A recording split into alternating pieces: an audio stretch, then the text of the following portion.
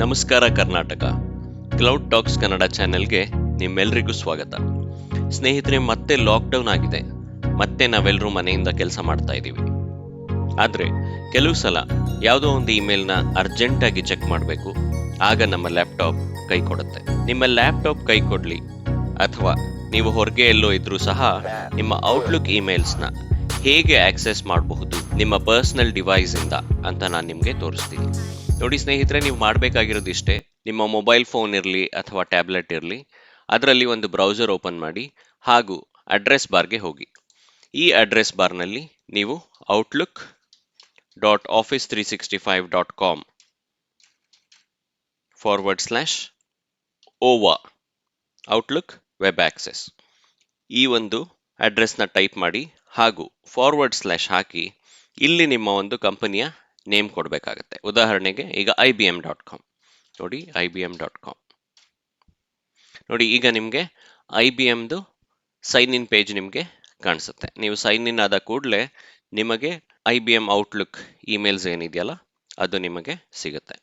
ಆದರೆ ನೆನಪಿರಲಿ, ಈ ಕ್ಲೌಡ್ ಸರ್ವಿಸಸ್ ಆಕ್ಸೆಸ್ ಮಾಡಬೇಕಾದ್ರೆ ಬಹಳಷ್ಟು ಸಲ ನಿಮಗೆ ಮಲ್ಟಿಫ್ಯಾಕ್ಟರ್ ಅಥೆಂಟಿಕೇಶನ್ ಅಂದರೆ ಒಂದು ಮೆಸೇಜ್ ಬರಬಹುದು ನಿಮ್ಮ ಫೋನ್ಗೆ. ನೀವು ಅದು ಕಾನ್ಫಿಗರ್ ಆಗಿದ್ರೆ ಆಗ ಇದು ಯೂಸ್ ಮಾಡ್ಬೋದಾಗಿರುತ್ತೆ. ಸೊ ಈಗ ಇನ್ನೊಂದು ಉದಾಹರಣೆ ತೋರಿಸ್ತೀನಿ. outlook.office365.com /OVA / ಈಗ ಉದಾಹರಣೆ accenture.com ನೋಡಿ.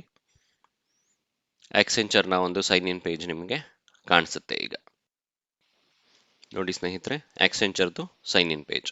ಇನ್ನೂ ಒಂದು ಉದಾಹರಣೆ ಕೊಡ್ತೀನಿ. outlook.office365.com /OVA / Cognizant